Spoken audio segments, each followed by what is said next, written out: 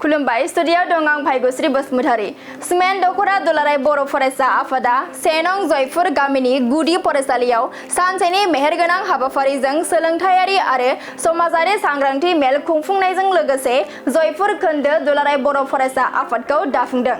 दिनैनि बे सोलोंथायारि आरो समाजारि सांग्रांथि मेलखौ आफादगिरि मासि लानानै सामलायो सिमेन्ट दख'र आबसुनि आफादगिरि दोमैलु बसुमतारिया आरो बे मेलाव गाहाय आलासि महरै धेमाजि जिल्ला आबसुनि बोसोनगिरि लकेन बसुमतारिया बाहागो लायो। बे हाबाफारिनि मेलखौ बेखेवनानै होयो सिमेन्ट दख'र आबसुनि लोगो आफादगिरि बरगा बसुमतारिया। दिनै सिमेन्ट दख'र दुलाराय बर' फरायसा आफादा सोलोंथायारि आरो समाजारि सांग्रांथि मेलजों लोब्बा लाखिनानै जयपुर हालामनि सिङाव थानाय माखासे सांग्रां लाइमोनफोरखौ लानानै जयपुर खोन्दो दुलाराय बर' फरायसा आफादखौ दाफुंनानै लानाय जायो। जयपुर खोन्दो दुलाराय बर' फरायसा आफादनि गोदान आफादगिरि महरै निजोम गयारि आरो गाहाय नेहाथारि महरै बिक्रम लाहारी बिथांमोनजों लोगोसे गुबुन गुबुन गामिनि गोबां सांग्रां लाइमोन बिथांमोननो गुबुन गुबुन बिबान होनानै दिनै जयपुर खोन्दो आबसुखौ आबुङै दाफुंनाय जायो। गिबियावनो नोंथांमोननि चेनेलनिसिम रंजालि बैसागुनि गाहाम हामलायनायखौ जासिबाय। लोगोसे जे रादाब नायगिरि बिथांमोननिसिमबो जे फैबाय थानाय रंजालि बैसागुनि गाहाम हामलायनायखौ बयनिसिमबो जासिग्रोबाय। दिनै जोङो जयपुर खोन्दो दुलाराय बर' फरायसा आफादखौ जोङो मोनसे हाबाफारिनि गेजेरजों दिनै मोनसे आफाद बा मोनसे बडि दानानै लानो हाबाय आरो बै बडियाव जायफोर बिबान मोनदों बिथांमोना खोब गोसो गुदुं आरो जाखांफुनाय लाइमोन बिथांमोनखौ जों मोननानै दिनै जोबोद गोजोननाय मोनदों आरो जोबोद गोसो गुदुं जादों जे फैबाय थानाय समाव जोंनि मावसम 2 बोसोरनि जि मावसम बे मावसमाव जोंहा गाहाय आफादगिरि महरै मोननो हादों निजोम गयारि मानगोनां बिथां आरो बेजों लोगोसे गाहाय नेहाथारि हिसाबै जा बिक्रम लाहारी बिथांखौ मोननो हादों। आरो फैबाय थानाय समाव जे जोंनि ओनसोलाव बा जोंनि जयपुर खोन्दोआव गं 13 गामि गोलैयो।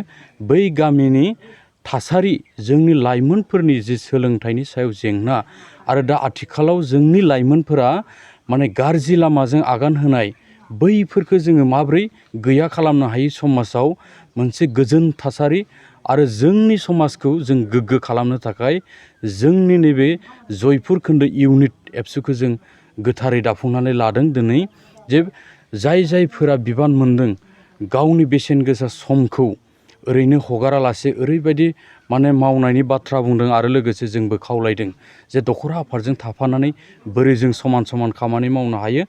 बे गं 13 गामिनि लाइमोनफोर आरो फरायनाय समाजारि जेंना बैफोर जेंनायाव मोगा मोगि जानायफोरखौ जों बोरै गैया खालामनो हायो ज' सावरायनानै आरो बिथांमोना गोख्रों बाहागो लागोन बेखौ आं आसा फारिबाय आरो जों सिमेन्ट दख'र दुलाराय बर' फरायसा आफादनि जानानै जेसे हायो जों मदद होगोन। दिनै जयपुर खोन्दो दानाय जाबाय बिनि सायाव मा फोरमायगोन? सिमेन्ट दख'र दुलाराय बर' फरायसा आफादनि बानजायनायाव दिनै जयपुर खोन्दो आफाद दाफुंनाय बे हाबाफारिखौ जयपुर बर' गुदि फरायसालिनि न' सिङाव जिरायनानैनो दिनै बे हाबाफारिखौ खुंनाय जादोंमोन।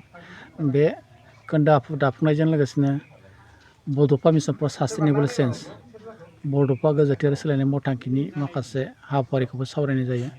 दा बेयाव जयपुर खोन्दोनि सिङाव थानाय गं 13 गामिनि माखासे लाइमोन सेंग्रा सिख्ला बाहागो लादों। बे बाहागो लानायनि नुजाथिनायखौ आं जोबोद गोजोननाय मोनदों आरो दिनैनि बे जयपुर खोन्दो दाफुंनाय हाबाफारिया मोजाङै मोजां जाफुंलांदों। आसा खालामदों बे खोन्दो दाफुंनायनि गेजेरजोंनो जोंनि बर' हारिनि राव थुनलाइ हारिमु समाज बिथिं आरो लोगोसे माखासे फरायसालिनि सोलोंथाइ बिथिंखौ लानानै उन समाव खामानि मावनो मोजां जागोन बेखौ मिजिंथियो। आरो दिनैनि बे सावरायलायनायनि गेजेरजोंनो जाहाथे जोंनि बर' हारिनि लाइमोनफोरा फेग्रा मुवा जिनिसनिफ्राय गोजानाव थायो बेखौ जोङो सावरायलायनाय जादों। निस्सय उन समावहाय बियो जोंनि लाइमोनफोरा जे फेग्रा मुवा जिनिस बेसादनि फारसे नोजोर होनाय नङा बे जों बेखौ मोनदांनो मोनदों।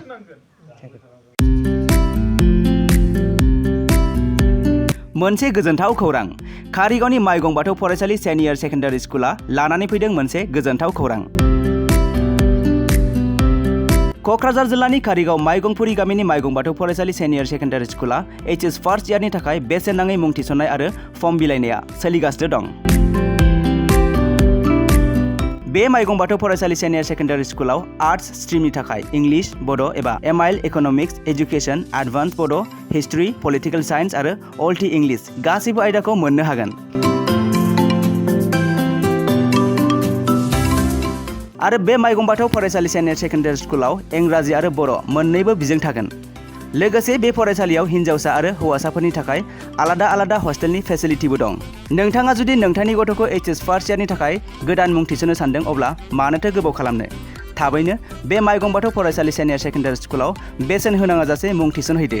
आबुङै मिथिनो थाखाय 8011 394710 एबा 8133845456 नङाब्ला 7638023455 नैबे जानबुं नाम्बाराव फन खालामना खौरां लाहरनो हागोन।